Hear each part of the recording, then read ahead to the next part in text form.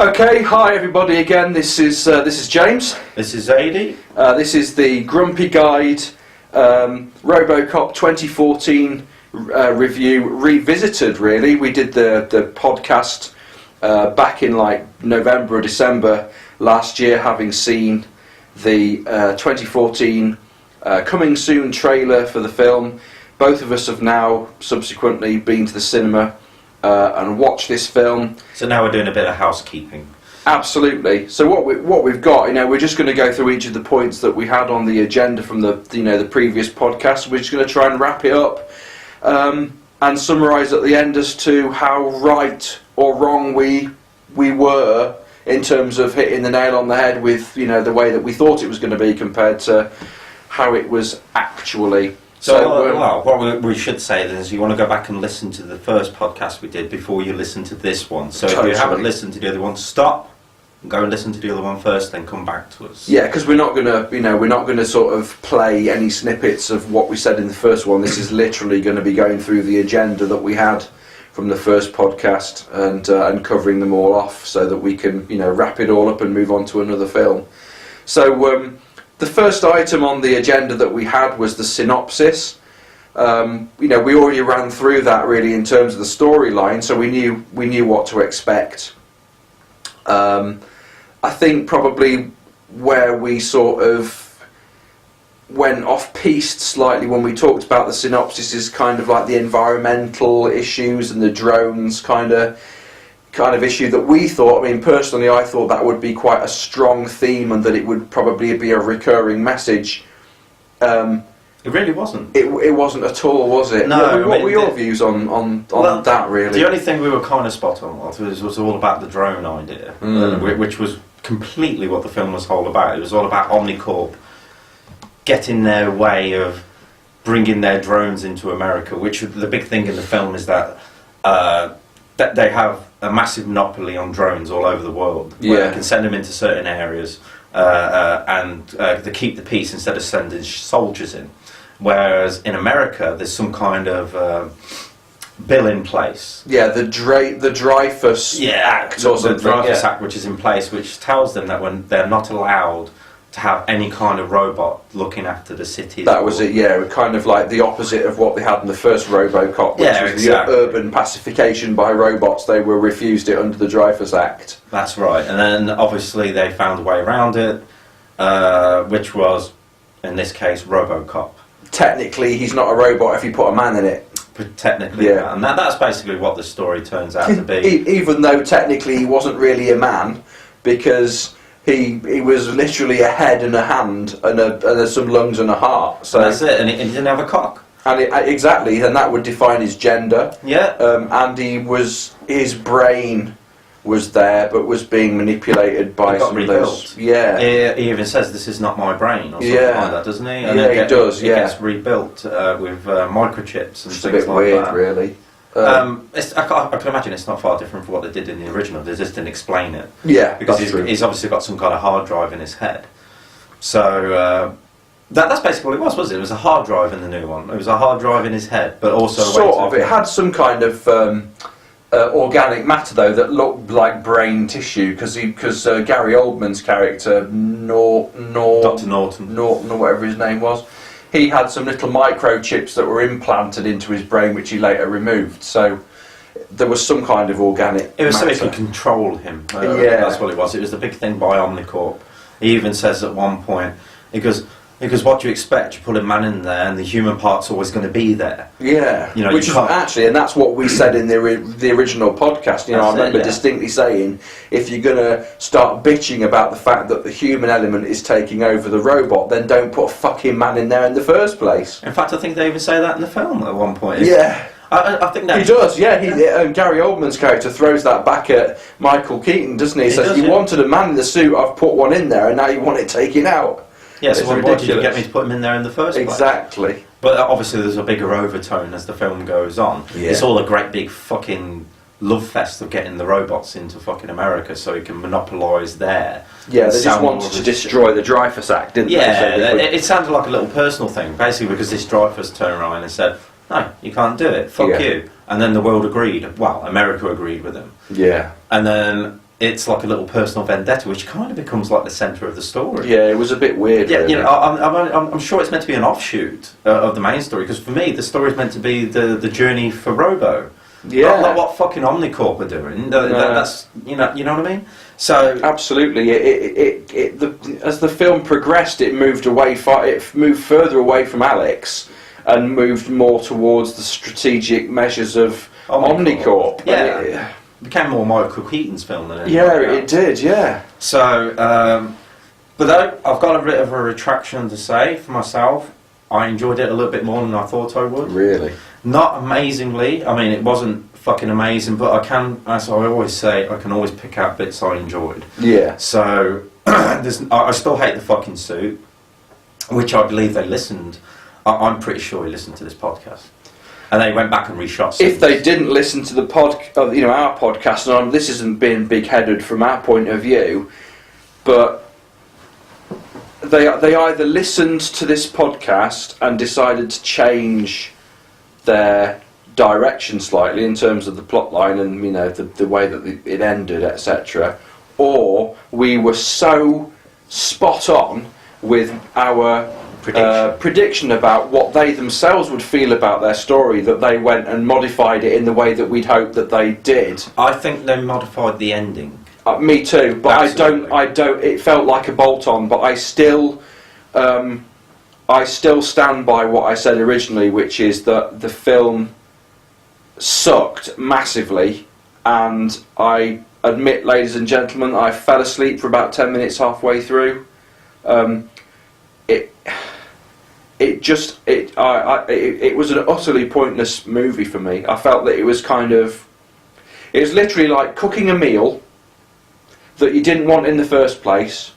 You weren't hungry, and then when you cooked it, you actually didn't like the look of it, so you threw it straight in the bin. It's kind of like a complete waste of time from start to finish, really, in my opinion. It felt like a dumbed down version of RoboCop. Oh, the PG-13 really screwed it as well. Even to the extract where the point where they even bleeped out Samuel L. Jackson swearing, and I know that was probably to emulate television censorship. I'd imagine that's what it was, but it would also keep the rating down. Yeah, it was. As soon as you start showing horrendous motherfuckers and shit like that. But it's exactly what we said about Samuel L. Jackson, though. You said they would do that. He used exactly the same language. Excuse me, someone open a can.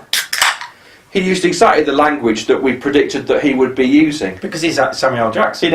Everything was delivered like that. Samuel L. Jackson. It was all kind of, why is this? It just really wound me up every time he came onto the screen. His wig looked fucking ridiculous as well. Why is the world so homophobic? Oh, robophobic. No, I'm making it the other way around. Homophobic.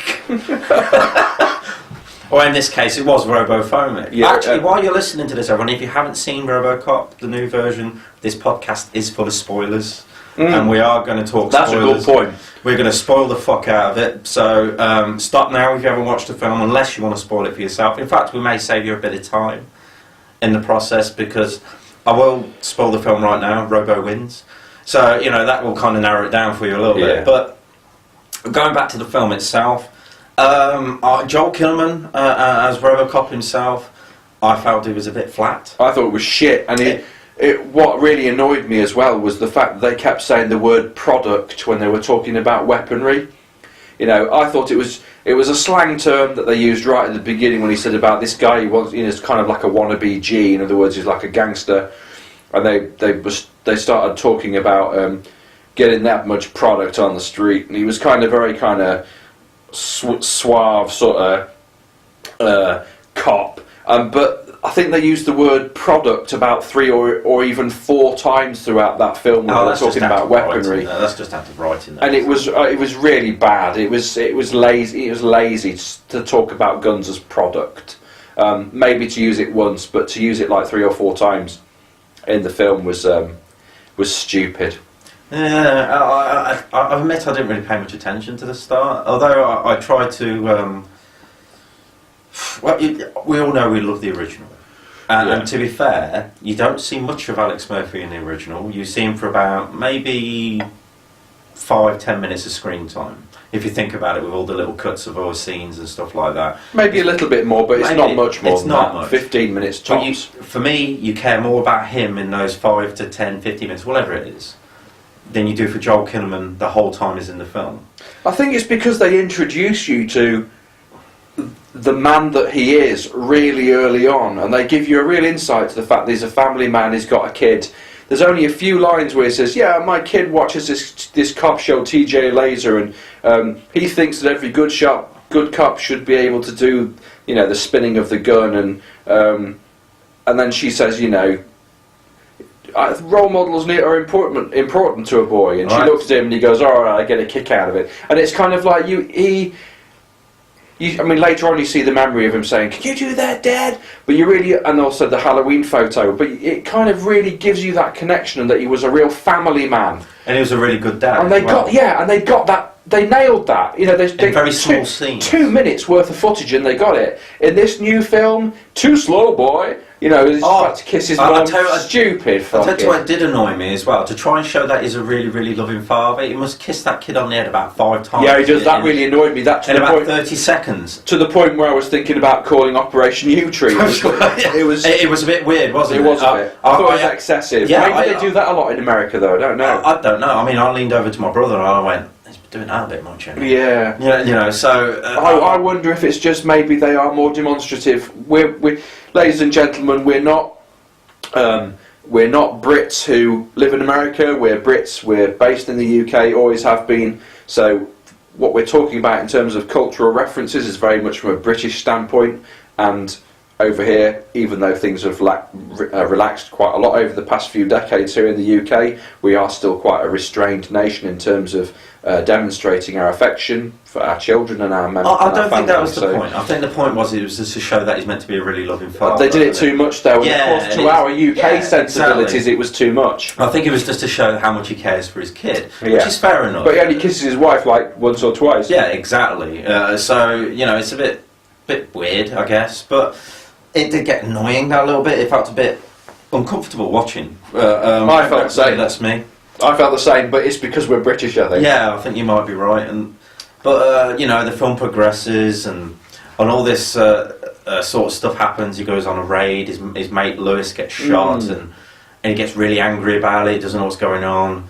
And another thing with Lewis, that poor fucker, he spends most of his time in hospital in that film. He gets shot at the beginning, and then later on he gets shot as well, badly. Yeah, but it comes out with... It's not only that. Lewis in the original had good lines. Oh, she was a fundamental character. She moves the plot on, all that kind of stuff. And Lewis, she helps him realise who he is. Exactly, and then in this new film, he comes out with stupid, shitty lines. Oh, yeah. Like, it's not a cop, it's a RoboCop. Like, what the fuck? And at least now you're the right colour when he's in his black suit. I mean, we're not racist. In fact, this is opposite to racism. This is like what I found really ridiculous and annoying and stereotypical is they gave a black guy a line where he's making out that Murphy is somehow a better police officer because he's now black, in other words, because of the black suit that he's wearing. And he even says, you know, at least you're the right colour now. And it's like, you shouldn't be pulling the racial card now. This is 2014. Pulling that sort of thing... The world is a smaller place now because of globalisation.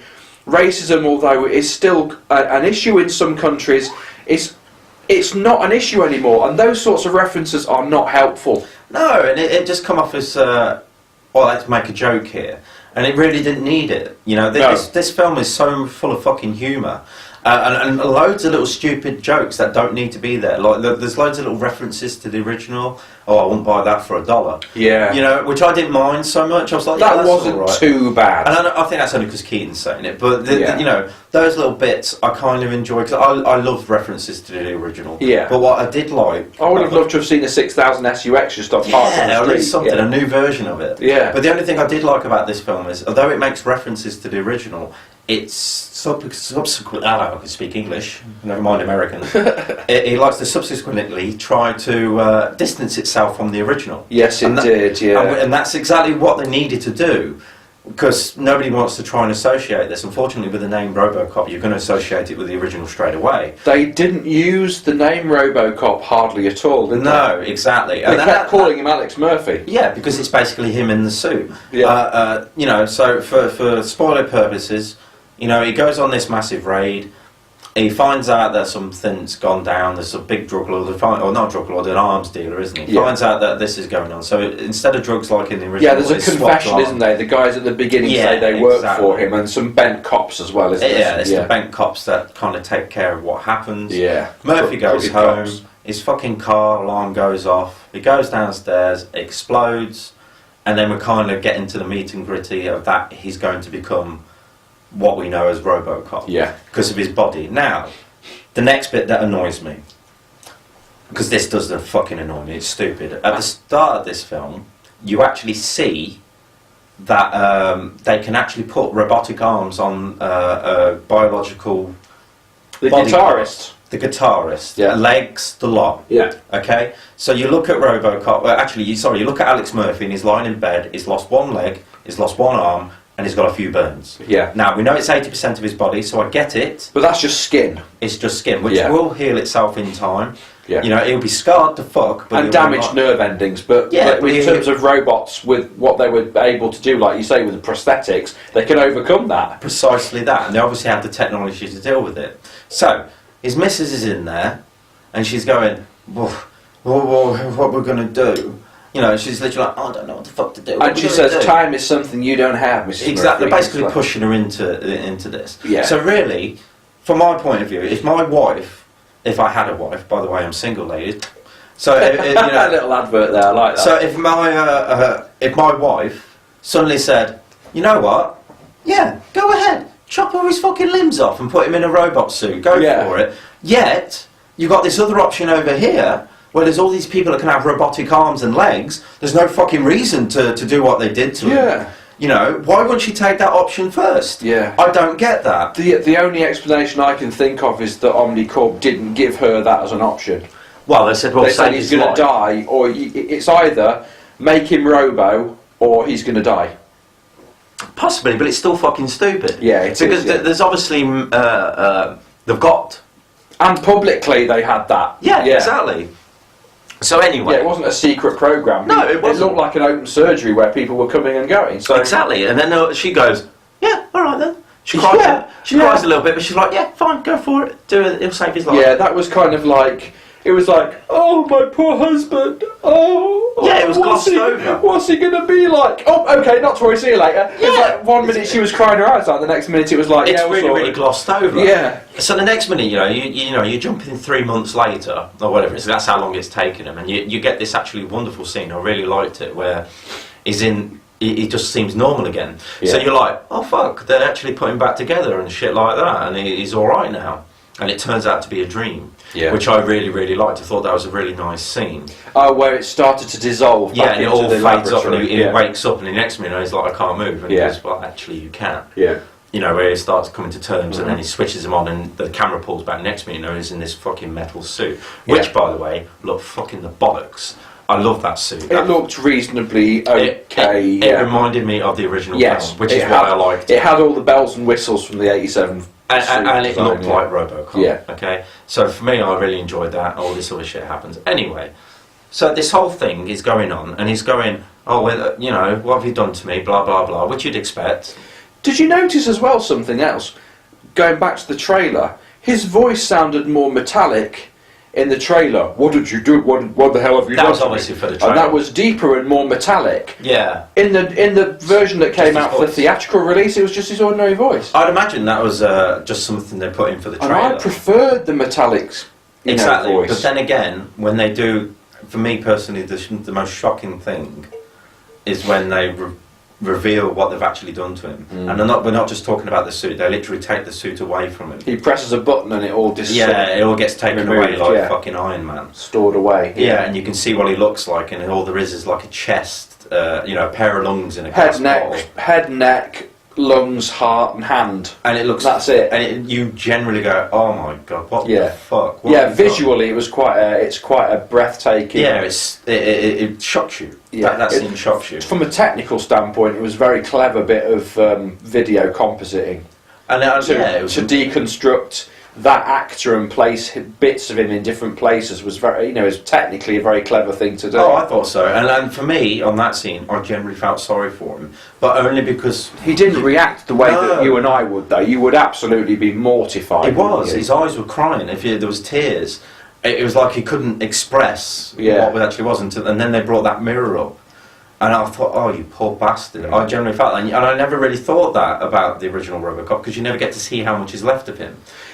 One thing as well that not confused me, but I thought it was a bit weird in terms of plot line, and we're still on synopsis really, or we can jump around really, because it's kind of storyline as well, and the suit in fact. But there was a sequence, and again spoiler alert, but there's a sequence where he's video phoning his wife.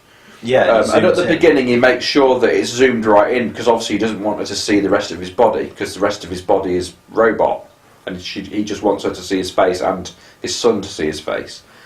But I think what I found was weird is that he was saying, yeah, everything's good, she goes, when are you coming home? And he says, probably a few more weeks, that they're running more tests and all that sort of stuff. And it kind of like makes out that she doesn't know that probably 85 or 90% of his body is robotic at that stage, because he's made it zoom right in on his face to try and hide the rest of him.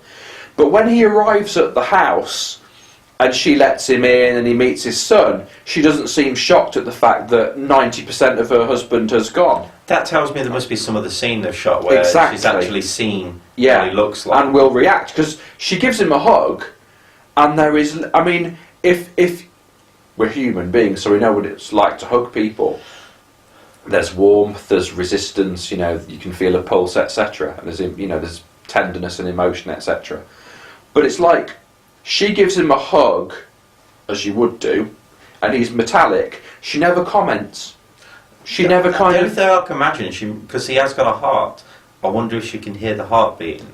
Maybe so, and hear the lungs sloshing around as we could do. But you'd still expect a bit more of a... She wasn't shocked. But she didn't seem to be upset by the fact that he was, and I hate this term, a tin man, because that gets used far too much in that film by that idiot that played the fucking song playing from Wizard of Oz. But that music was ridiculous, playing those stupid songs during those action I can only imagine she did that on purpose, that she didn't react, because she knows what he's going through. Yeah, probably so. So she hides it for him, I think. Well, that's what the conclusion I came to.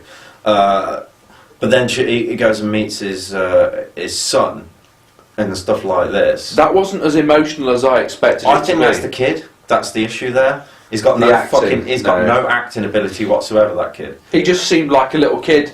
I mean, maybe when I was kind of, I don't know how old the kid was, maybe 7 or 8. My dad was a policeman. If that had happened to my father and he'd have come back as a robot, I probably would have thought it was pretty cool. But I still would have been upset to see him like that, knowing what he was like, because my mother and father would have informed me that had happened to my father, and I probably would have seen him in hospital. Yeah, I mean, when he was burnt up and stuff, because they didn't want to shield me from stuff like that. So I think that they really missed a trick like that, and it would have been nice for his son to idolise RoboCop, the fact that his father has become this, become a superhero. They tried to show it later, but it doesn't work, does it? It doesn't work. They're not as heartbroken as they should have been when they started to ignore the family. And that's my other big problem with this film. As the film goes on, the family bit is glossed over. They literally just sort of say, they show up.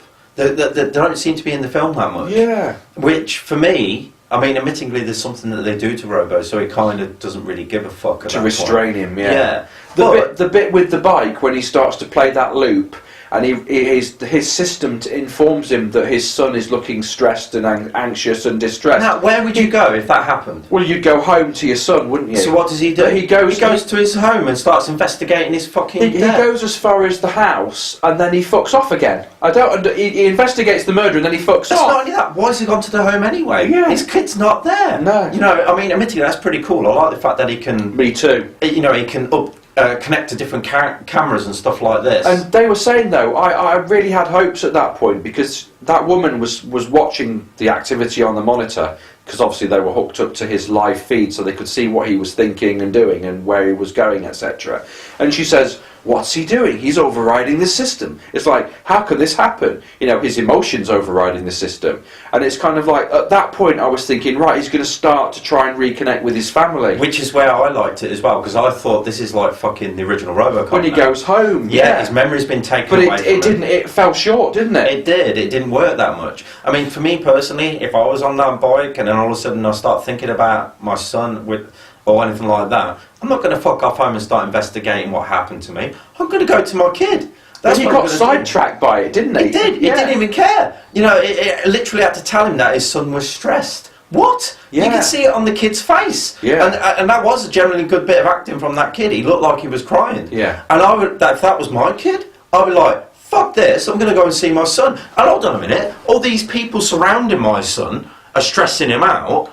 I'm going to go and fucking show up and say, hello, pull my gun and say, back the fuck off. Yeah. That's Thinking what I would over, do. creep. Yeah, exactly, thinking over. So, you know, that fell short as well. Yeah. It was almost like, to me, as much as I like little bits of this film, and I do like little bits of this film, the bits that certain bits of dialogue were good. I've identified 13 targets, all wanted for murder. I loved that, but I wanted him to go and solve those murders. He did, and then he got sidetracked. Yeah. Because his memories kicked back. Yeah. You know, the reason that his memories get taken away in this version is that they try to upload the mainframe to his brain, it shows all these thousands of unsolved cases and 600 and something that he had in his data banks. Yeah. They tried to upload it, but it started overloading his brain. Yeah. So he was in pain. Basically, it was going to stroke him out, I believe, as they said they were going to call it. So to save his life, they turn his dopamine levels down, which basically makes him into a fucking vegetable, and the robot takes over. Yeah. That's basically what happened. So this happens, and he comes walking out to be unveiled. Poor English again, to be unveiled. And he literally walks past his family. Doesn't even realise that. Well, he's just a robot, isn't he? Yeah, even his kid turns around and goes, "Hi, Dad," and he just ignores him and walks straight out. Then he's unveiled, and it does one of my favourite shots into the film. Is that he walks out into this thing, and they go, "Oh, well, here he is, the first cybernetic robot," or whatever it was, Alex Murphy, Detective Alex Murphy, and he steps out, and instead of he starts acting like one of the drones that you see. Yeah. He's literally scanning people to see if they're a threat. Yeah. And I thought, I like that, because that's showing that it's not him now, it's this robot. Yeah. And then he literally spots somebody in a crowd, jumps down and arrests him. Wanted for 6 murders, wasn't he? Something like that, arrests him and all this sort of shit. Shoots him and arrests him in front of the crowd, exactly. and that's what they wanted. But I think what I wanted as well was the fact that, you know, they said the computer with the computer side of him, the robot side, was taking over when they reduced the dopamine levels. Or increased them, I can't remember. They reduced it. And then the family got in the way and he sort of blanked them. What I would have wanted him to have done was to revert back to the autopilot in the system, which is, to be fair, which is what he did to Lewis earlier on, which is to do that. Excuse me, I have case files to work on. You'd expect him to say something like that to his family. And it's kind of like, excuse me, madam, I have work to proceed. But none of that, he just ignored them completely and didn't even speak to them. But, you know, he's supposed to be this kind of bridge between human and robot, yet they made him totally robot. So effectively they removed the fact that there was a man in there in the first place and made him robot. Which is what Michael Keaton wanted, his character. So, you know, to roll onto the story a little bit, you know, he goes off and does his little bit, but that's when I actually generally started enjoying Joel Kinnaman as the RoboCop, because he was RoboCop as you know him from the original film at that point. Colder. Yeah, it's very much colder. And as you said, quite brilliantly, when he walks into the squad room, and they're all having their little meeting, or a team brief, I guess is what it is in the morning. Yeah. We should be doing this, doing this, doing this. Robo walks in and goes, "I've identified 13 targets, all wanted for murder. I will take care of these." And then spins around and walks back out. He basically says that he wants ambulances and emergency response vehicles or something, doesn't it? Yeah, spins round, fucks off, and goes to deal with this that. Is the list of the logistics that are required. See you later. Yeah, exactly, which is very much like RoboCop. The only thing that other annoyed me with this film, put the fucking mask down. Yes. Because That hardly ever happened. No, because he looks like a fucking baby with that thing. Oh, he looks so gay. It looks crap. It looks like he's wearing a little rubber condom on his head with a little bit cut out, and all you can see is this, and it looks so fucking It's like stupid. those scuba diving Yeah, wetsuits. that's exactly what it looks like. And the only time when that suit actually looks generally cool, and not the bottom half, the helmet part, is when it's down. Yeah. And then it looks... Covers him from top lip upwards. Exactly, and it looks Yeah. pretty cool then. And you're like, oh, I can deal with that. But when he's got it up, it looks like a fucking bone. Yeah. I hate it. And it spends... I mean, spoiler alert again, ladies and gentlemen, but it must easily, that visor must easily spend 80% up. Yeah, and it's annoying because for me it needs to be down. In fact, they kind of contradict themselves in the film full stop. What did they say? When the visor's down, the robot takes over. Yeah. Now, if you've turned down his dopamine levels and basically the robot is now running the system, that fucking mask should be down anyway. Yeah. It should be purposely down. His human interaction interface is no longer required. Exactly, because Yeah. as far as he's concerned, he's on the back burner. Yeah. You know, he can see everything that's going on, and he's probably in his head screaming, saying, for fuck's sake, let me out. Yeah. You know, that's what I'd imagine would be happening in his head. Yeah, because they touched on that with RoboCop 2, with the way that those injured officers that had been placed inside those different robots reacted. One pulled its own head off, another one started screaming and exploded, and exactly. they couldn't cope with that the fact they had to deal with what they'd become. So it didn't make any sense. It's not only that, it was almost like that with this film. Obviously, they didn't shoot it. It was almost like he was having regular sessions with a psychiatrist. Yeah. Do you know what I mean? To come Yeah, to it was terms very. with who he was. It was very weird the way that was handled. I mean, we've covered synopsis already. We've talked about the suit really and some of the storyline and action. I think what we haven't talked about is the year. You know, the fact that it's 2028, and that wasn't really mentioned that much. The only time that it really mentioned a year that was in the future, to give you that sort of contextual setting, was the bit where he'd scanned that individual and said, "You're not married.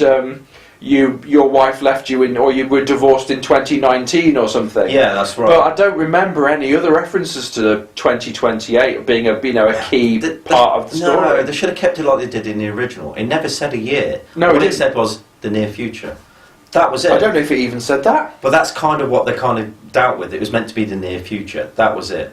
Never anything else. In fact, I think they covered that more in the TV series. But Yeah, I mean, in the first film, RoboCop was seen as the future. Literally, they say that it's on the advert, but they say that in the film is that, please welcome the future of law enforcement, RoboCop. In other words, it's 1987, but RoboCop is the future of law enforcement.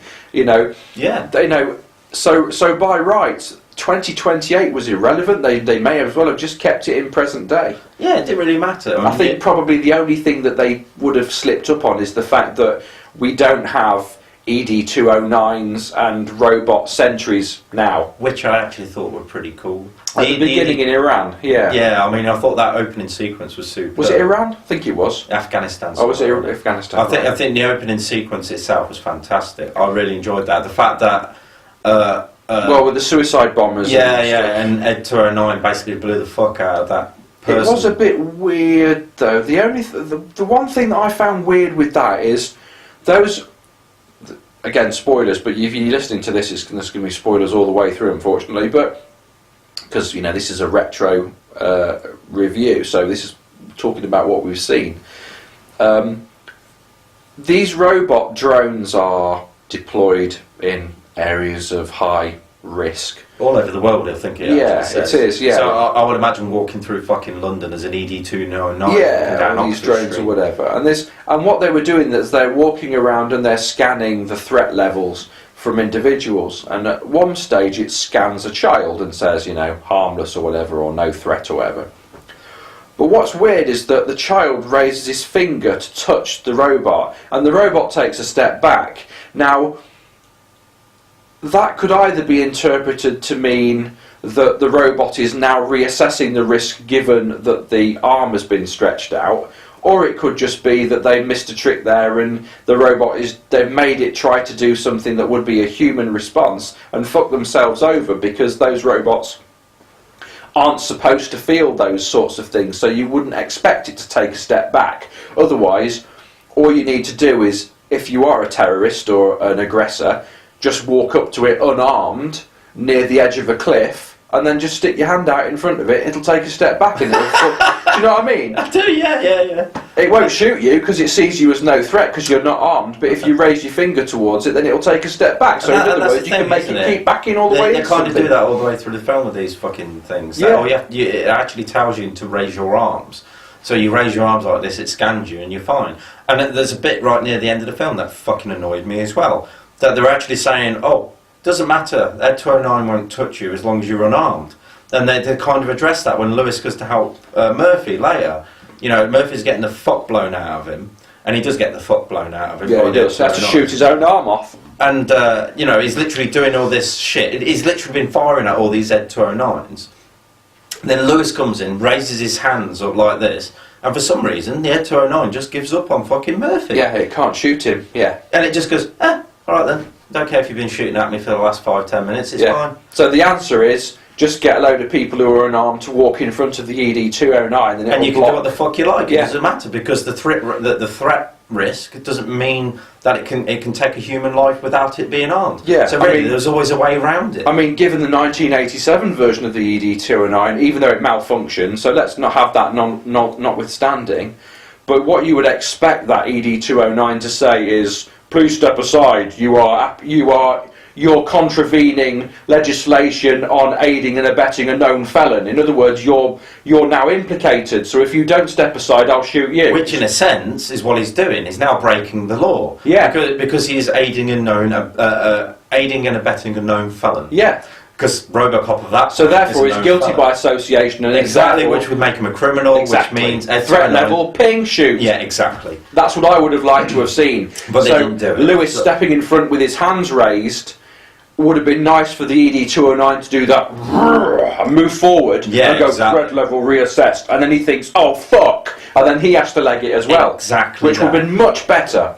I think so too. You know, and I've got to say, apart from like the main core cast, there's say like Abby Cornish, who played his wife, who for me was woefully underused. You know, she did really well the screen time that she was given. That's what I mean. She was woefully underused. Yeah, she was really good with turning the emotion on. I think so. If she's meant to be like the human element to keep Murphy grounded, she did well. They didn't fucking use her enough. No, they didn't. They should have used a lot more of that. Michael Keaton, as always, we said this last time, always puts in a phenomenal performance. He's always the same though, isn't he? He's brilliant at it. Yeah. And he was same as Samuel L. He likes to do that weird little quite lippy thing. Yeah, the lip suck. We're gonna put a man inside a machine. Yeah. They want a product, and it's always a product. Yeah. We need to put a product out there that they want. Yeah, it was all about marketing, wasn't it? Yeah, exactly. And then Samuel, fantastic. And the only person that generally let me down was Joel Kinnaman himself. I think Samuel L. Jackson let me down. He was just doing what he always does. It was fucking boring. Yeah, but you know, I like every now and again jump into those little fucking whatever his name was. What was it? The something element his name was. Yeah, the something element. I can't remember. I can't remember either. But they kept cutting to this as it was some kind of it was obviously not to the original, sort of, wasn't it? Not to the media breaks. That's what it was meant to be. It was like that, only it was politically, obviously, this film politically motivated. Well, that's what I have noticed. This film is extremely political. It almost kind of went against America in the sense that it was saying right at the end that America is this great nation or the greatest nation on the planet, but it's supposed to be tongue-in-cheek the way that he was doing it. Yeah, I think that's more like the director, I think. And I think that's Joseph Badilla's that's what is brought to the film. Yeah. You know, if you look at his other films, The Elite Squad, he does exactly the same sort of thing. And I still think, and I know you fucking hated him, but I still think the action sequences are actually rather good in this. The only thing I didn't like is that this took me back to that Prime Directive series where Robo gets his ass handed to him in every fight he seems to have in this film. There's no sense of he's still coming, if you know what I mean. There's no sense of, and I'm using a pun here, because he was a robot, this steely determination, this kind of unstoppable, immovable force. You're in my way, you're a criminal, I will apprehend you, and I will you have to take me to pieces to stop me. Yeah, exactly. And there was none of that. Not in that fight in the warehouse. That's what I noticed. Not like the rock shot from the original. When he first it was very similar to that. That's what it was meant to be, I'm sure. Yeah. In fact, what I didn't realise was that the original writers were on this film. Did you notice? Oh, really? Michael Miner and Edward Newmeyer were on the script. Jesus, for this film. they butt-fucked themselves. And I saw that at the end, and I thought, I did not fucking know that. They've sold out then. Done? What have you done? That's what I thought. But anyway, we're going back to this. In the rock shot, I keep saying salt. The rock shot. Robo walks in, you have to bust in the door down, and it doesn't matter what they threw at him, he just took them all down. He'd already assessed the targets, Exactly. he had them pre-programmed and tracked. Exactly. And then when Robo shows up in this version, which I guess is meant to be the weapon shop instead of the rock shop, Yeah. he shows up, they already know ahead of time how to take him down. And with that human dick that keeps calling him Tin Man, that fucking arsehole that plays Rorschach. Yeah, Emil something, isn't it? He's annoying. He's got a face that really needs to be punched. But that was so fucking lame. That was. I wanted to see some challenge for the guy. It was. In terms of action, there was quite a lot of action, but a lot of it was staged training stuff rather than real. I wanted to see him busting into a room, into like a factory like we've had in the original, a factory full of hardened criminals, and him have to work his way through, a bit like in Game of Death with Bruce Lee, where he's working his way through the pagoda till he eventually gets to the top to the main guy. So Camille Abdul-Jabbar at the end. I wanted to see this. He's going through like 30, like in Dread, he's going like 30 or 40 levels through the hardest criminals you can imagine, and no fucker can stop him. It's another thing here, this guy's a robot, right? So, he's a cyborg, and he should be pretty much unstoppable. Well, he's, physically, apart from his face exactly. and hands, but because there's this fucking second storyline, whereas there seems to be leaked to every fucking criminal in the city. They know how to take RoboCop down with these caliber. Yeah, exactly. Oh, how'd you take him down? Anything above 50 cal. Every fucker knows. Yeah. So by the time he shows up to go and take anybody down, they've all fucking armed themselves with bigger guns, and Robo's getting the shit blown out of him straight away. Yeah. That annoyed me straight away, because there's none of this sense of. And not only that, another thing that annoyed me before I go on anymore, because this is turning into the grumpy guy. I was going to be actually quite defending of this, but now I'm actually quite. Well, you know that I fucking hated this. Yeah, I'm anyway, pissed off now. Anyway, so another thing that fucking annoyed me as well. He every time he has a fight, he screams out in pain. Yeah. What the fuck? Well, I know at one point Gary Oldman says you've got to be careful because it can shut down your life support, blah, blah, blah. But what? He gets shot and he's like, and you hear him do it all the way through the film. I know. Every time he gets hit, Another thing that he said, Gary Oldman's character, the doctor, he said that eventually once they'd fixed him to improve his operational performance levels for targeting and beating the drones. That's he said that as soon as the visor comes down, Alex Murphy's there, he's along for the ride, the robot is taking over. Which means his reaction times are quicker. But that never happened. No, not once. Other than the training session, the robot taking over, that never happened. And they did try to update in the original, where Murphy, he's going off and doing his thing, where he's doing all these cool shots. They actually updated that for the film, which I quite liked. The little spins around the corner, all this sort of shit's going on his knees. I thought that looked really cool. Oh, that was all right. It was very ninja-like. Yeah, I liked that. I also liked the fact that John Kinnaman did a lot of robo movements, a lot more than I thought he was going to do. But there wasn't enough of it. No, there wasn't. At times he seemed to forget he was in the suit, I think. I found with action sequences, though, there weren't many set action pieces. There was probably only about 3 firefights, and that was about it. One of the 3 was the last one, and one of those 3 was the training session. There was probably only like one. And the other one was actually taking down that bad weapon shop, the main criminal man. Yeah, which I would have liked to have seen him doing more firing from his bike. I would have. They missed the trick. He didn't use the Ford Taurus. His vehicle was just the bike. So they should have done more with the bike. I would have liked to have seen him. All the streets were empty pretty much, but I would have loved to have seen him like in Batman Dark Knight Rises, I would like to see him on his bike, weaving in and out of traffic, not like doing loads of stunts and wheelies and stuff, but maybe using something to ramp up so that he can jump onto another part of the freeway to chase a criminal. Did anybody a car chase would have been amazing on that bike. Yeah, did you think at some point that the bike was going to do something? Like transform or no, but like I expect him to use it he had lots of lights on his bike, like the police lights and stuff. I wanted a nighttime criminal chase. One, not loads, because I thought it was going to be full of bike chasers, but it wasn't, so in a way it was good. But I would have wanted one major chase with him going through rammed streets, and because of his robotic knowledge and his logic, being able to plot different routes and upside streets and chasing them, and he was basically unrelenting. Whatever they did, he was on their fucking tail. Did you ever notice in these films, not just RoboCop, but all American films? Now I don't know what it's like in real life in America, but I know what it's like in here in England. If there's a siren behind you, the cars get out of the way. Yeah. Why is it in films like this, if a police car or anything like that's coming, no fucker moves? No. Have you noticed this? Yeah. And RoboCop did it at one point, have his lights going on, he had his siren going on the lot. And he is weaving in and out of traffic. That did happen. He did, yeah. But no cars moving out of the way. Why? Why not? You know, maybe that's just a little small thing for me. I was thinking it's not very realistic if the cars are like, oh look, RoboCop. Fucking yeah, I mean, over here we indicate and pull over at the earliest opportunity to give them a safe path through. Yeah. But they don't seem to do it in films. Anyway, back to this shit. So.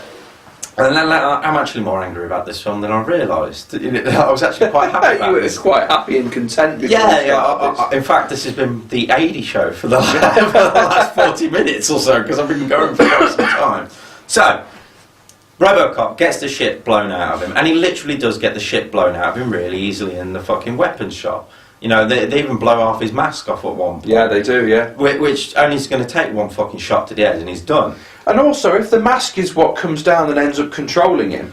So who's taken over after that? Exactly. You know, because then he'll become shit, because the robot was the one that was giving him all the targeting superiority. So now, but we've also got to remember he's got also a robotic eye. They actually say this, that he can't see out of one eye, he's blind. Yeah. So I don't know if part of that's built into that. I was thinking about that.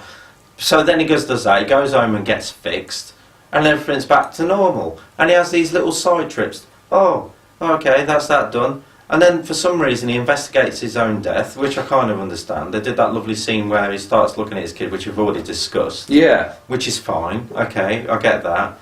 And then for some reason, the character who keeps calling him Tin Man, who actually started off as one thing, and ended up as something completely different by the end of the film. Yeah. So it's almost like they wrote one separate character for the start, didn't know what the fuck to do with him for the rest of the film, wrote him in as this crooky bad guy near the end, which was fucking dumb, I've got to point out. And as you said, he kept saying Tin Man a lot. All the time, yeah. Yeah, which was fucking annoying. By the end of the film, who for some reason they've got remote shutdown of RoboCop that he's got access to, even though he's only the trainer. Exactly, which Michael Keaton gives to him. He says, "Yeah, sure, have it.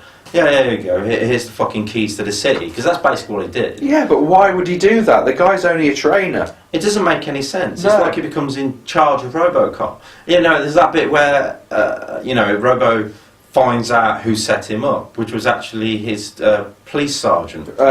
Dean. Which was Reed in the original. Yeah, it was basically a black woman called Dean instead of a black guy called Reed. And it's a really shitty scene. And she's a useless... I would have wanted her to be fundamental and an instrumental character that you see as being supposedly supportive, and then she betrays him.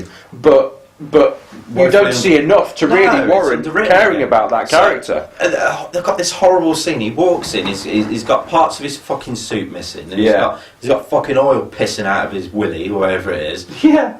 All this sort of shit. And starts shouting at her, confess! Confess! And all this crap. And he gets shut down by fucking that training twat. Even though everybody on the... Well, not on the planet, but everybody in the police precinct and everyone else has already seen what he's done and exposed her, so what was the point in shutting him down? Oh, not only that, no fucker does anything anyway. No, they're all cops. Why don't they arrest her? Exactly. So it's just glossed over. Yeah. And then you're like, okay, alright. So he gets taken back to the fucking OCP building, or Omnicorp, whatever it's called, fixed again, put back together, where they fuck around with him again to make him into something else. They basically say he's been killed, if I remember correctly. They say, oh, he's dead. They say that he died, didn't they? Yeah. He had some kind of psychosis and killed an officer. They said, didn't they? Which is why they were putting him into some sort of lab to get him fixed again. But then they told his wife that he died, even though he hadn't. Yeah, and at one point you actually start thinking that Gary Oldman is actually a bad guy, but he kind of becomes good, doesn't he? Yeah, he does. Which I didn't see coming. He's sort of like forced to do stuff that I did see that coming. But did you? I didn't see it. But you could tell that he was forced to do stuff that he wasn't ethically happy with. So I thought this guy is going to go one of two ways, and because it's Gary Oldman and he's a nice guy, I think he's going to go. Yeah, but he also plays some really shitty bad guys, doesn't he? I mean, Leon, he played a real bad guy. Yeah, the Book of Eli and it stuff was, like that. you could sort of tell that he was a good guy right from the beginning in this one. The thing about Gary Oldman in this film is he generally tries to save it. Excuse me, and he does try to save it because I think he's got some really bad lines to deliver, but he tries to put such a fucking oof into it, which makes you sit and take notice of him a lot more. Yeah, and I think that's down to the quality of the actor. Oh yeah, I mean he's a quality actor. He's an amazing actor. But it was I thought it was really lame. I think for something like RoboCop, ultimately for a cop film, because that's what it is, you need bad guys, lots of them, which is what the original had him in spades. And not only that, really iconic bad guys and Clarence Boddicker and stuff and like real that. evil bastards, and you can't get real evil bastards on a PG-13. No, you're certainly not. And the bad guy in this one, I guess, who was supposed to be their version of Clarence Boddicker, he was a fucking pussy. He was an absolute pussy. He was killed in the gunfight. Yeah, exactly. He was what I would call a poor man's Willem Dafoe. Yeah, but he was just shit, full stop. He looked like Richard Branson mixed with Willem Dafoe, but obviously he was somebody he'd never heard of, and he died within the first 5 minutes of that gunfight, and that was it, deceased. It was crap. To be fair, they might as well have written him out of the film, because there was no reason for him to be there. He should have been instrumental in Alex Murphy's death. I think that was the idea, but it wasn't, was it? No. And it was just a big fucking letdown. As a matter of fact, the more I think about this film, and I do, believe me, I did enjoy parts of it, it's just the biggest letdown movie I've seen in quite some time. I said when I came out of there, and I still stand by this, it's the worst film I've seen in 20 years. Really? Definitely.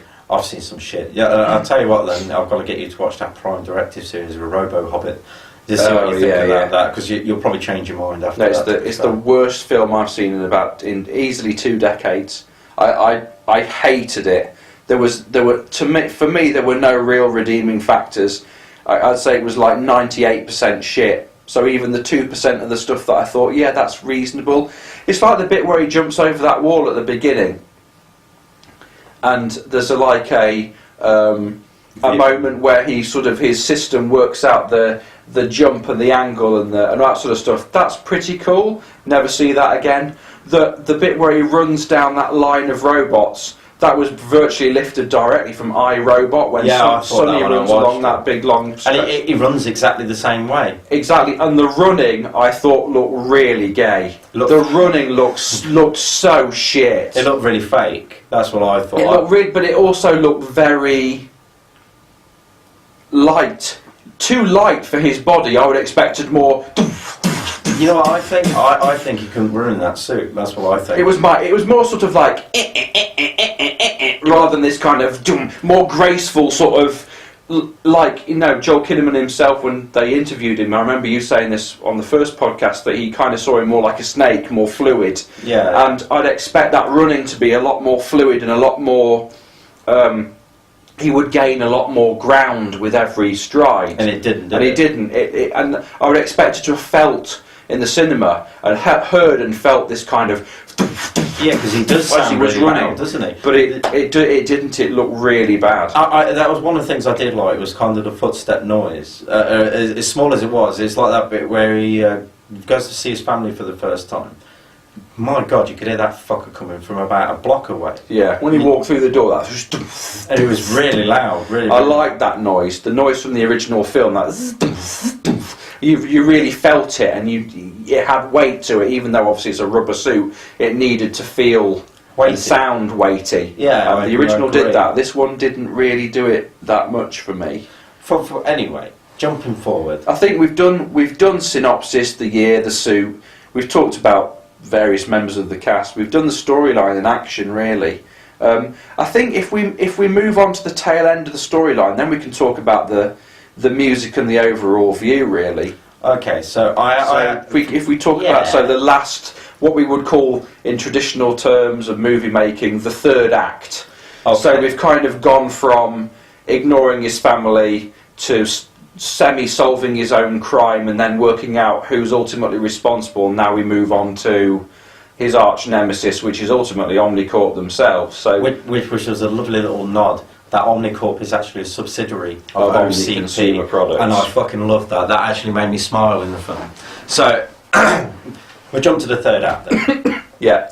So the third act is, the idea is that they're going to kill RoboCop off. They need to get rid of him now because he's basically fighting back, and they hate it. So they send someone down to go and shut him down, if I remember correctly. That's right. And Gary Oldman's character has to beat them to it to get him reactivated so that he can solve his own crimes and save the day, basically. Sort it out, yeah. And I kind of I did like the shot, and he goes, "For God's sake, Alex, wake up!" Yeah, they're coming to kill us. Yeah, sent to kill us. Yeah, and he wakes up and then takes care of the two bad guys that are coming down, which I preferred if he'd shot instead of slapping them around. But yeah, it was a bit weird, that was. Yeah, but I would have liked to see more of the auto gun coming out of his leg. That would have been cool. Don't you notice? You don't actually see it come out. You never see the taser gun leg out. I would have loved to have seen that. And he gets his gun, especially if it was like split second slow motion with those guys coming through the door, pulling their guns to shoot him, and it just sort of goes, visor comes down, and slow motion you can see him just sort of go, wouldn't it be swing cool? Round to do that. It'd have been even cooler if that came down and you see the targeting go before it comes down. And then he does that cool stance thing. That that fluid stuff that you have in the Rock shot with the targeting, and he does those shots. It's kind of almost like bang bang, 2 shots, and he's killed them. But it's actually kind of really like slow, wasn't it? That would have been cool to do the spin. That would have been much better. Nice little nod. And it didn't do that either. Which the spin would have then proven that Alex has taken over. Yeah, absolutely. But he didn't do it in the first place. No. So really, it wouldn't have made any sense other than the fact it had been a nod to the original film. Or you could have had him when he was in rehab or whatever, watching TJ Laser, and he's learnt it from there. That would have been a cool idea, wouldn't it? Yeah. Or it was something programmed into him to do. Yeah. Just to look cool as a product. Or he did it the first time in his training, and they said, "We never programmed him to do that." So it's kind of like he's developed it himself. That would have been cool. So anyway, basically, Gary Oldman turns around and says, "They got your family." And he's like, "I've got to go and sort this shit out," as you would imagine. He jumps on the bike and fucks off to Omnicorp as quick as is possible now. And that's heavily defended, if I remember correctly. Now, the weirdest thing is, I thought he was in Omnicorp. That place would have been Omnicorp. That's what I would have thought, but it's not, is it? It's Gary Oldman's. Yeah, you would have thought it.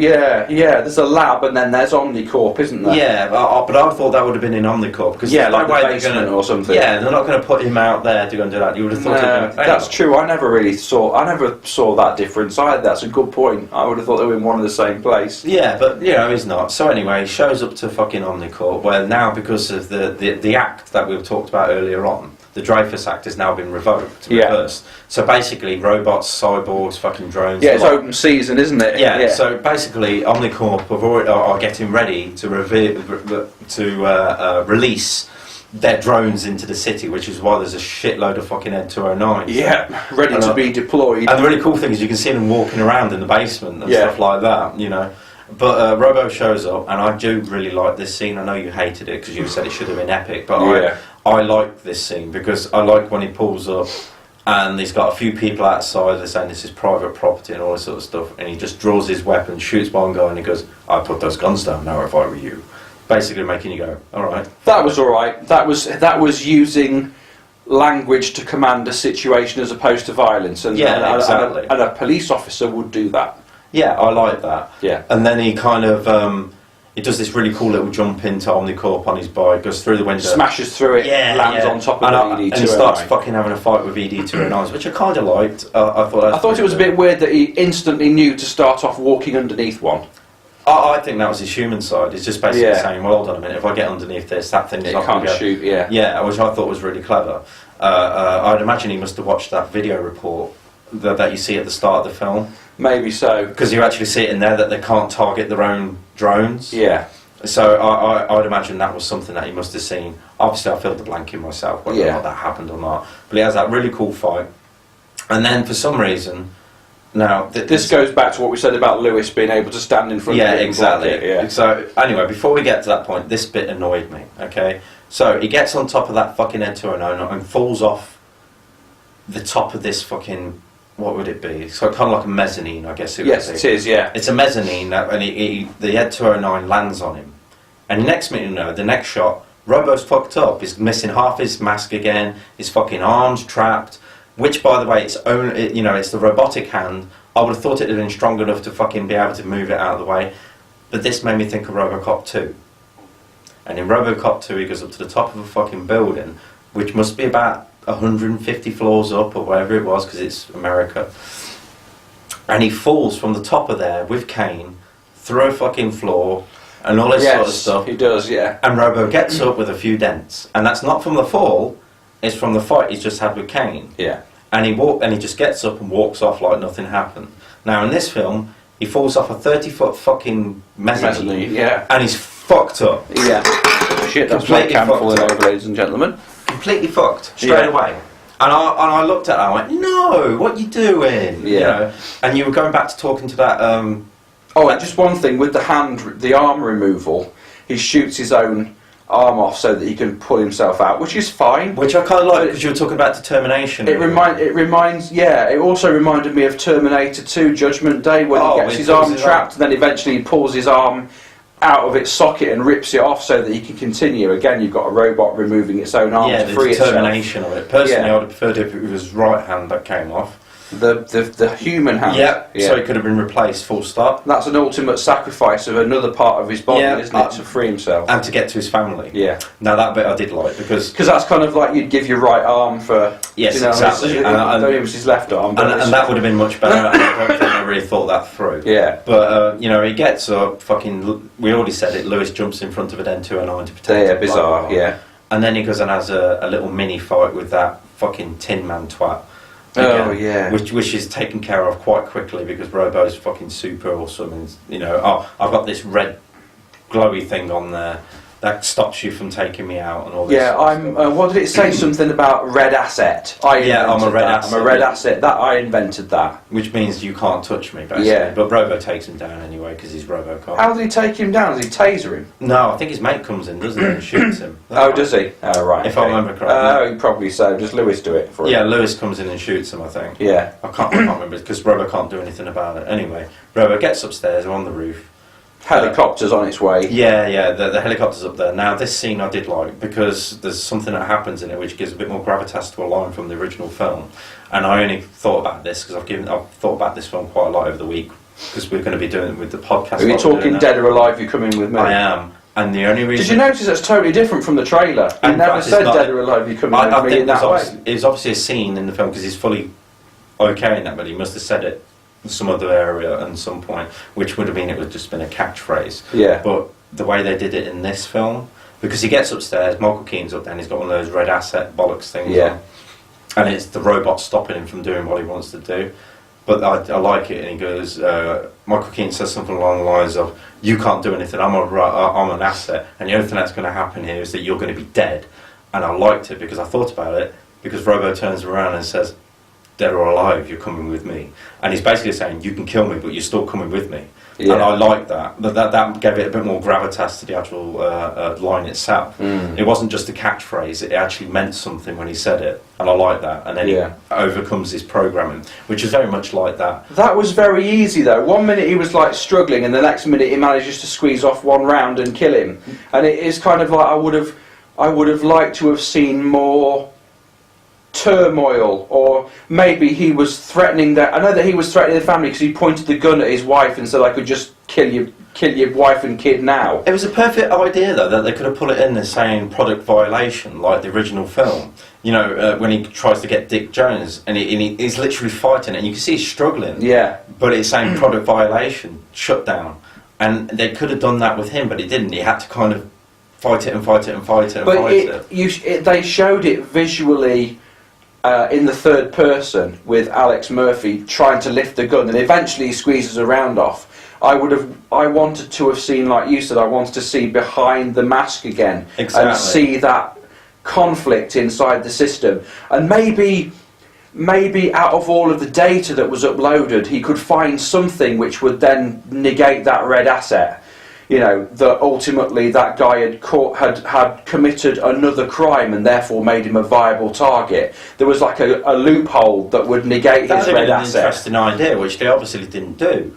You know, I also think that maybe at that point his wife could have done something. Who just sort of stood there next to it going, Alex. Or his son. Or his son. It could have just ripped it off his hand. It was only like a fucking plastic watch strap with a little red light on it. You know, the prop department. Yeah, I would have liked to have done something like that. Or Michael Keaton's character makes a mistake. He does something like, for example, I don't know. I know we had the "Dick, you're fired" in the original version, but maybe there's some kind of thing that he's done in terms of the way that he's run the company. So therefore, his position as an executive officer is cancelled, and he's therefore no longer. Like the company goes into liquidation, so he's no longer an executive officer. No, but the thing but is, he thinks he's a red asset. But you were talking about it already, that he needed to commit a crime. Yeah. He did. Yeah. He abducted his fucking family. Attempted murder of Alex Murphy was the crime. Exactly that. So that would have overrided the system, I would have thought. Yeah. But then again, the red asset thing obviously looks like it overrides every crime possible. Yeah, exactly. So it didn't matter what he did, he could have got away with it, and Robo couldn't do all of that. Or maybe because of his hook, maybe he works out that he can be hooked up to everything, and Alex Murphy breaks the law and hacks the system and removes the red asset. I mean, he could have done something like that, you know.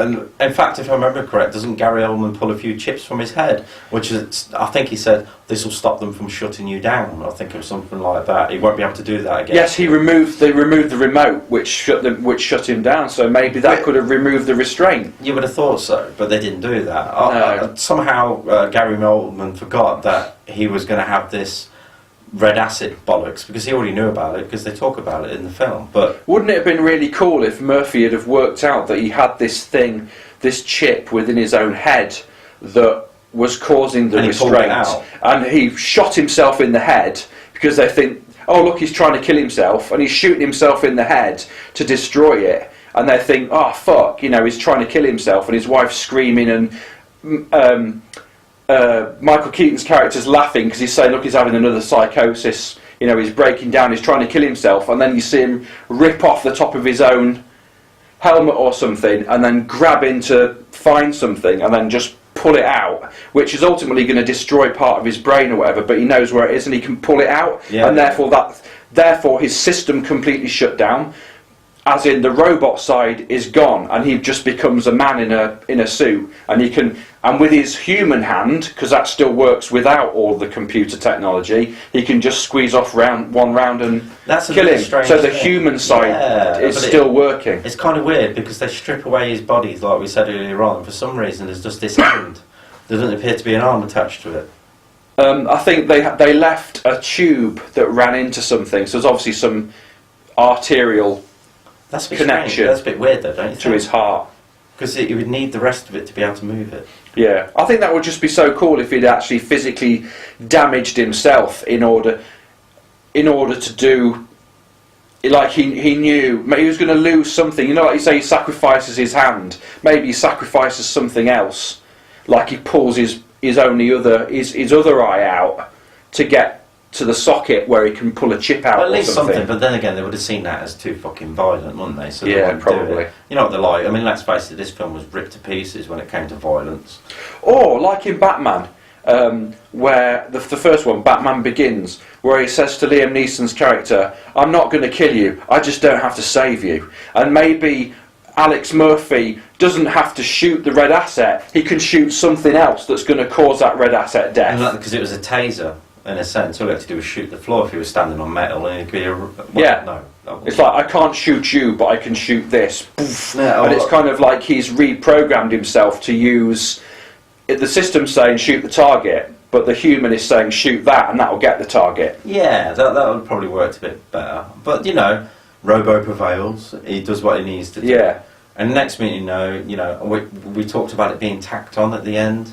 Yeah. And now, I personally think that was due to behind the closed doors thing that happened when she was reunited. Exactly. I think there was a big, as everybody knows, and pretty much everybody, apart from maybe 5-10%, everybody hated that black suit. Yeah, it was shit because it looked like a fucking giant vibrator. Oh, it just looked so rubbish. And I think because these scenes, this film's been made for about 1.5 years, 2 years, people.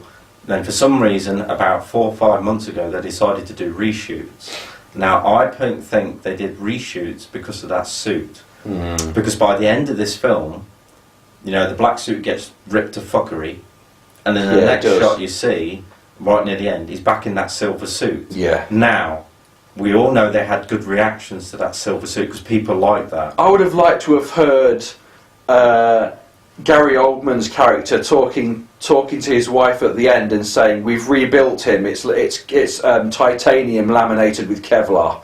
That would have been really great to be able to refer back to that. This is now tougher. Like the original. I think so, and I think they're putting back in that silver suit. But you can look at it two ways. From a logical standpoint, they're putting back in that silver suit because it's just better. Or he could have said something like, "He's no longer tactical, he's just a cop." Or something like that. Exactly, so this is the other point. I think they're putting back in that silver suit because that was Gary Oldman's original design for that fucking product.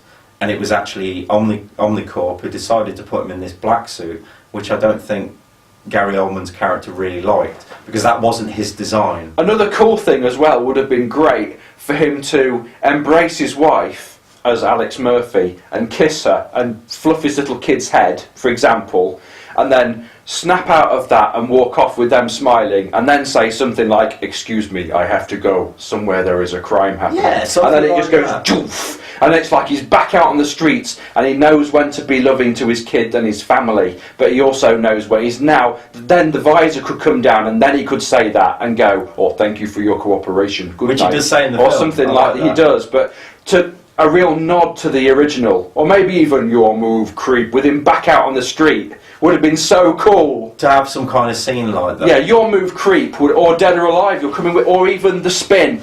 Yeah, that would have been fucking awesome to get it back. The only thing I was really cool, I was really happy with it. It's obvious that if this film gets a sequel, and it's possible, I think it maybe will get a sequel. I was just happy they got rid of the black suit, and I think that was just a reaction to the negativities of it. Yeah, I think so. And I think that's what that scene is at the end when you see him walk off back in the silver suit, which looks like the Robo suit we all. Yeah, the door just closed though, didn't it? With them walking but towards you could see him through the window. Yeah. And he's wearing the silver suit again. Yeah. And I think that was just their way of saying, "Listen, okay, we made a mistake with the black suit. We're going to put him back in the silver suit. If we make a sequel, that's what you'll see him in." So I doubt we'll ever see that fucking black piece of shit ever again. You know, it was just, oh god, I hated it so much. Another cool thing as well potentially would be to have had somebody say, if he was out there, let's say he was on the street and he'd just taken a bad guy out, and an old giffer across the road goes, "Nice shooting, son, what's your name?" And he'd have said RoboCop. Or instead of Murphy. You know, something. You know what I mean? The one thing I really hated about this film is that he was constantly on show as Alex Murphy. Yeah, constantly Murphy. And I despise that, because they tried to do it a reverse to the original. So, you know, in the original it was him becoming Murphy again. Yeah. Where in this film it was like, "I am fucking Murphy, what's your issue?" Yeah. And then he becomes the robot, and then he fights back. And I thought that was just too much. It just didn't work too much. So anyway, that's basically the story. You know, with very, very much me been talking for the last hour and 20 minutes at least. I'm sorry, James, if I've got it's too cool. much. It's fine. So we'll jump into the actors. We've already talked about the actors. We'll talk about the director himself. I think he did personally a good job, but I think he only... Yeah, not bad. It was direction by numbers, though. There wasn't anything that I thought, "Whoa, that was a really cool shot." No, I don't think so either. I mean, some of the fast-paced action was well done. It was well managed. Yeah, I liked his idea to update Robo's tactical sort of thing. You know, I didn't like the speeded up sort of stuff, though. I found it a bit. No, I mean his video RoboVision. I like yeah. the updated RoboVision. I thought that was really cool, because that's what we really like. If you like accessing satellites and all that sort of stuff, because Yeah. that's the kind of stuff. Oh, it'd be hooked up to everything now. Yeah, exactly. It'd be international crime database. Yeah, it'd be Wi-Fi basically. He's like a walking Wi-Fi diagnostic. So you know, I kind of like that idea. I thought Jose did a good job with what he had. I think he was let down slightly by Kinnaman, who for me comes across as slightly wooden. Yeah. And I don't mean that as RoboCop, because you'd expect sort of woodenness to come from you certain need that. bits. Yeah. But as normal Murphy, before he puts the suit on, he is generally quite bland. And I mean, he's really, really bland. And I don't know if that's down to his acting But skills. it's kind of like he walks with this swagger. Yeah, he's in it full of as well. himself. He's kind of like a street cop, and he's kind of like talking about, you know, G instead of gangster. He's a wannabe G, and he's got product on the street. It's kind of like, I suppose, you know, some of the downtown cops in those cities, they do have to be kind of like streetwise and stuff. But Yeah, he was too cool. It was too Exactly, Yeah. and to me, it didn't feel like he would have been my first choice to put in Robo anyway. And he wasn't a cop. He was a detective. Yeah, So he's exactly. not even a cop. Yeah, there's that. Oh, we're going to jump onto the music a little bit, because the film's first. It opened with the Basil Polidorus Yeah, theme, with which I had. It gave me such a buzz because I thought, oh, cool, they're going to use the original score, and that was it. We got 15 seconds of Basil, and the rest of it was, in my opinion, mock Daft Punk, which is what I said, exactly, you know, in the original podcast. It's not only that when the film starts off and you get the bum bum bum bum. Anyway, it jumps into that, and there's this shot of Alex Murphy walking into the detective thing with this music going on behind it, which sounds like a fucking TV show. Yeah. And I thought, what?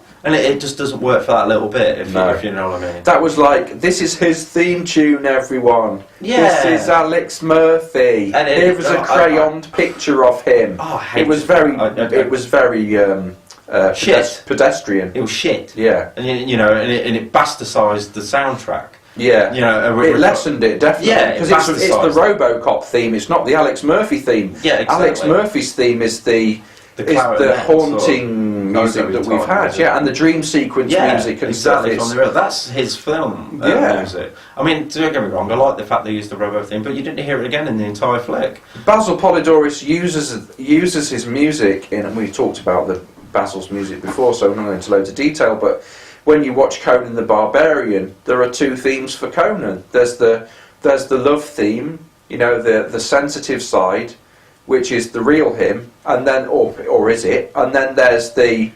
industrial, hard, warlike. Yeah, with like theme. hammers on metal. That type of thing. which is him when he's getting his action on, you know. But I just think Pedro Brom, I think his name's Bronfman, something like that, just did a really, really generic shit piece of music. It just didn't really lift anything. Like, I couldn't whistle you or hum you anything from that film. it's not just that, you can't actually distinguish the theme for it. No. Yeah, there was nothing in it. It was just loads of drum beats and stuff like that. Well, when you've seen a good film, sometimes you kind of remember the theme tune if it's a good theme tune, I like agree Batman with you. and all that sort of stuff. But this Even the had new nothing. Superman film, I remembered that theme when I came out. You know, the piano music and it did have a driving, thumping music score. Yeah. Boom, boom, boom, boom. You know what I mean? That was really, really good. It's memorable because of that scene.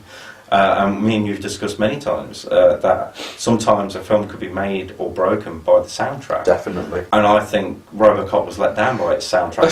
Especially that ridiculous Tin Man theme tune during the training. Oh, the Wizard of Oz and I mean, Oz. that was obviously done for a reason, but because of he wanted to try and rip the piss out of Murphy by playing that music to see whether or not his emotion would get the better of him. But that line didn't. where he says, he goes, "Does anyone know what happened if I tasted this asshole?" Yeah. No. Let's find out. And Yeah. he tases him to get his own back. Yeah, I thought that was quite funny. That Something made me- about I've got an asshole in a bodysuit or Yeah, something. well, wasn't it? how would it react or something Yeah. like that? An endoskeleton, wasn't it? Yeah, that was it. Yeah. And that kind of worked for me. Overall, I thought Jose did the best he could with the script he had. Yeah. You know, I wouldn't be surprised if there was a lot of aspects of that script still from Darren Aronofsky's turn on the script when he was going to direct it about 6 years ago. Yeah. It wouldn't surprise me if a lot of that got left in and then they stripped some shit out. Possibly. Yeah. I'm really hoping that. I mean, maybe this hasn't happened, and we've said it before earlier on, which is that potentially did they do any reshoots as a result of listening to our podcast? That'd be so cool. We'll never know unless, of course, something comes out publicly and Padilla himself says that he listened to a Grumpy Guide and do a lot of, but he might, you know, that there are a lot of pointers in there that he decided to take on board. You know, that would be an awesome admission. It'd be very cool to do that. All I would say, it was probably the thousands upon thousands of people saying that fucking suit is shite. I mean, I even did that reworking in Photoshop. Yeah, it's fucking amazing. And that's the version that they kind of have used at the end. So yeah, exactly. And I posted that many times on the official RoboCop 2014 site, and it got loads of likes. So maybe somebody sat up and took notice and said, you know what, actually this silver version does look a load better than the black. It's not only that, it makes him look like RoboCop. Yes. Whereas the other one just looks like a fucking giant dildo. Yeah. And then let's face it, he did look like he was just wearing a rubber suit. He did. I mean, and another thing, you know, we said this in the first podcast, is that whether you like it or not, RoboCop is a superhero at a very grassroots, basic level, and you don't fuck with the colour schemes of a superhero. You don't put Superman all of a sudden in a green outfit and give him pink pants and an orange cape and make him ginger and say that he's still Superman, because he isn't. No, it wouldn't work. His look is the blue and the red. Whether it's in different hues and different tones and saturation, it's still blue and red. It has to be, otherwise he no longer looks the same. In the same way that if you made Batman silver, which they did with Batman and Robin, then again, that was shit. Yeah, but Batman's supposed to be black. No, I've got to stop you. Well, he's supposed to be grey. He's meant to be grey. Yeah. No, in the films they're made in black. Yeah. But in the comics we all know he's got a grey suit. Yeah. So personally, although the black looks really, really cool, I still think grey would work for Batman myself. A very dark grey. I saw the one that you posted and I thought that looked really good. I think that's what they're going to use. I think they're going for that fucking dark Back to grey. basics. Yeah, I think so. It wouldn't surprise me if his suit isn't armoured. It might be on the arms and stuff like that in Batman. Obviously, this is a RoboCop review, but fuck it, it's our podcast. Well, we're talking about the essential prerequisite of maintaining the look. brand colour schemes in order to continue it. And recognition. Coca-Cola will never be, unless it's Cherry Coke and certain other products that they do. But Coca-Cola is like this. The standard Coca-Cola will never have an orange tin with a bright red logo. They will or green logo. They'll never do that unless it's like a pineapple Coke or something. Yeah, something different, like an orange. You know, you brand something because you know that's the identity you want to give it, and RoboCop is no different. So, you know, getting back to what we were saying for actors and director, I thought the director did the best he could with the script he had. Yeah. I thought the only thing that really let down the actors themselves was a poorly written script. There's some really, really bad lines in there. All seem to be given to Lewis, really. All bad lines.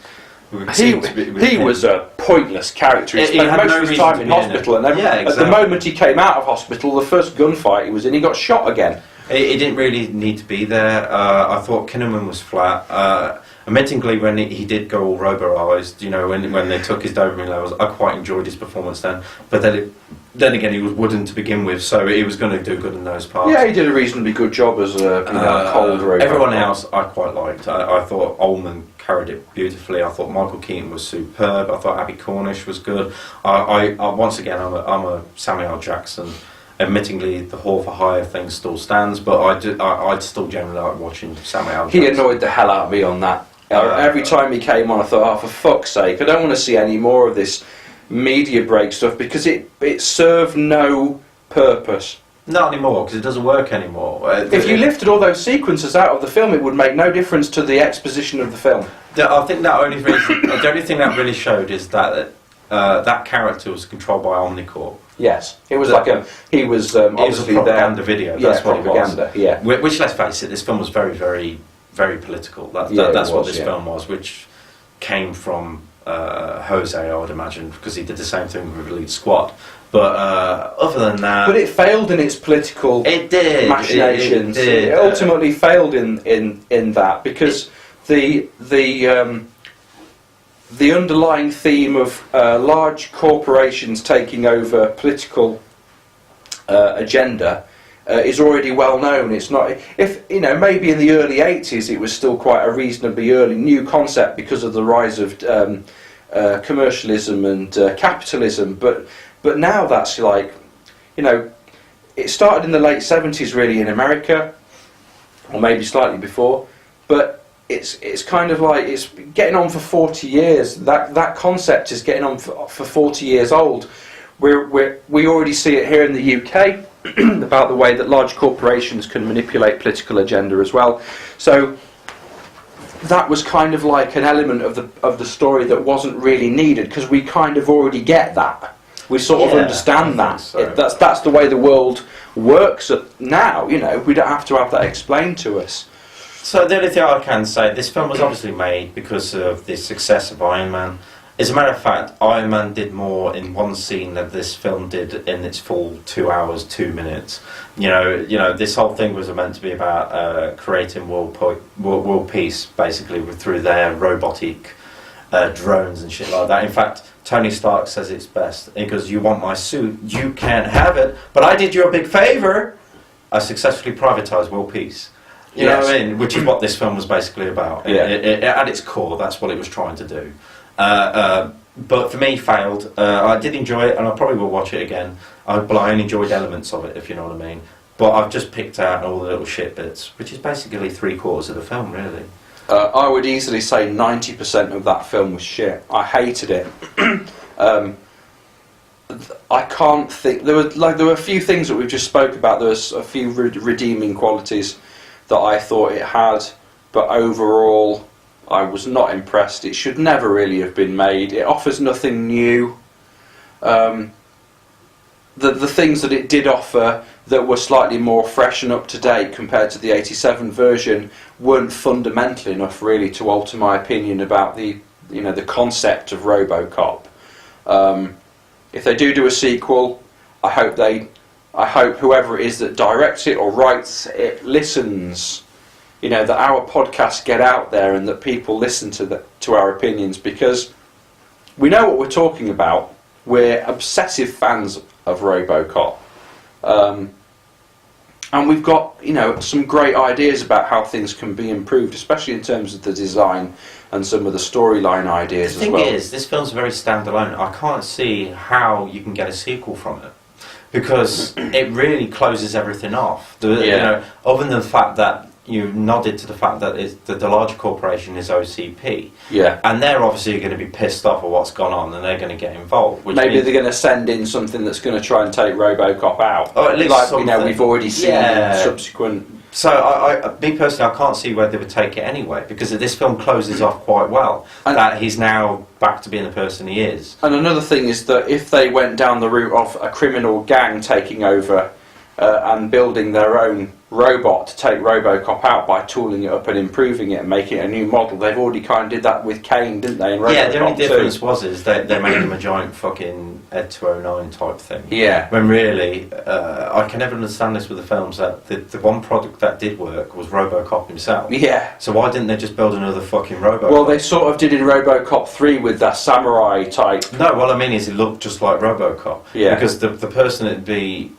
would work like that, because that obviously worked the first time. So why would you try and make a fucking 12-foot fucking robot when you could just put in there? The only problem would be then that you would end up with RoboCop versus RoboCop, and that's the same as kind of like Iron Man in that sense. It does work though, because that's what they did in the Prime Directive series. There was another RoboCop, RoboCable, and that kind of shit was actually quite good. Admittingly, the fights were crap, but if they had a better director behind it, it would have looked pretty good. Because Julian Grant sucked, but that would have worked quite well.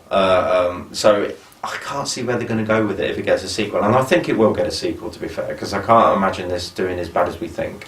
Or it doesn't get a sequel, and they wanted to tie up the film in the sense of put him back in the silver suit and redeem themselves at the end. You know, but that's the thing. Now they're putting him back in that silver suit, I actually want to see where they'd go with it. Because for me, I spent the film thinking I hate that black suit. Me too. And every time it showed on screen, I thought, I hate that black suit. Yeah. And then every time it went off screen, I thought, I hate that black suit. You know, and then it got to that point where he was on screen again, I thought, fucking hell, I really hate that black suit. And then that suit got destroyed slightly, I was like, yeah, they're destroying the black suit. And now I went on again, every time it showed up again, I thought, I fucking hate that black suit. Yeah, so basically, I hate the black suit. It was ridiculous, and I hope they never use that again. They do a sequel, but I think you're right, I think they've probably tied the ends off. It's probably pretty much so conclusively that there's probably no real room for manoeuvrability for a sequel. Because you can't see which direction it's going to go. And I suspect that this ain't going to take the kind of box office figures that they had hoped, so it may be that they won't get it, in the sense this is a pilot for a future, and it has no future because the pilot failed, in the same way a lot of TV so. I mean, shows. this is what, a $70 million film, I'd imagine, maybe 90. So all this film really needs to do is to hit the 150 million mark, and you're going to get a sequel. Potentially. Well, actually, it depends what the revenue targets are like these days. To do that. If you look at Riddick, for instance, that film didn't do massively well at the cinema. It took, I think it was about 40 million, maybe 50 at the box office, but it was a massive success on DVD and Blu-ray. Right. Which is why they're going, we need another Riddick film, because they made the other one on the cheap. You know, but for me personally, looking at this film, a $19 million film, do you know how much the original was made for? 14 million. Jesus. And in '87, though, from a conversion rate, that was probably up there, but it's probably still not as close. Nowhere near. It's probably more like 30 million. Yeah. But 14 million, and it didn't need to do that much to make it such a good film. And it's still selling now, isn't it? Yeah, exactly. Because people that will have seen this that have never seen the '87 version, and go and watch it. And there's probably a couple of generations of people now alive who are getting close to the age where they could access RoboCop, the original film, and will be watching it and realising that the '87 version is this film's always going to be divided, I think, because you'll have new people who've never seen the original think, oh, I like this. And then you'll have people who've seen the original and think, this is shit. Yeah. Which is basically what most of the world, that, you know, this is basically a built-in franchise where you've got fans of the original that recognise the brand of RoboCop and are going to give this film a chance. Now, we're sitting here going, oh, we hate the black suit and all this sort of stuff, but what did we do? We still went and watched the film. Yeah, we did. So but that was out of curiosity. Yeah, exactly, which is what all the fans will probably do. They'll That's go and true. watch it anyway. That is so they're going to make revenue that way anyway. And then you've got the new fans coming in to watch this because they like the trailer and stuff like that. Yeah, they've seen Iron Man and they like exactly, that. Which is a crack onto this. Anyway, we've been chatting for quite some time now. I think we should round this off. I think I rated it really badly last time. I'm going to rate it in exactly the same way. It did nothing to change my opinion, really, of how I expected this film to be presented. If I was going to rate it out of 5, I'd give it a 1. And the only reason why it got a 1 is because there are, you know, the previous redeeming factors that I mentioned, but there was just not enough to make me think that it had actually done any more than I expected it to. I found it very disappointing. If there was a sequel, I'd probably see it because, you know, again, out of sort of curiosity to see whether or not they'd improved on the idea, and I have no problem with with doing that, with seeing a sequel, because I've, you know, got an open mind about things. You see, the thing is, they do a sequel, though, James, is you haven't got to retell that story now. No. Which is what this film was ultimately about. It was telling the story of how his transition to what he's become, and then what subsequently happens at the end. So if a sequel does come along, you don't need to do that now. No. Now you could just go, right, here's Clarence fucking Bodico, or a version of that, drop him in there, and then do a proper fucking gritty sort of PG-13 version. But if you can, you can ramp up the action now, because you don't need to show him fighting the corporation behind him, because in a sense he's not with that corporation anymore. He's actually with Gary Oldman, who at one point in the film gets completely set up and has money transferred to him by fucking Michael Keaton. So that money's already in his account. Yeah, that's so now he can look after fucking Robo, no issue, if you think about it. So now you can go that way with it, and I guess in a sense that might work. But for me, if we're doing it out of 5, I'm going to go for a 3, but only because they put him back in the silver suit by the end. That's probably the only thing that they did right. That makes me curious to think maybe they listened and they're going to try and redeem it with a sequel if it gets a chance to do a sequel. And plus, I like little bits here and there. You know, I still like I like Kinnaman's direction when he's actually being the robot version. I like that. Yeah. So I'd like to see that make a comeback myself.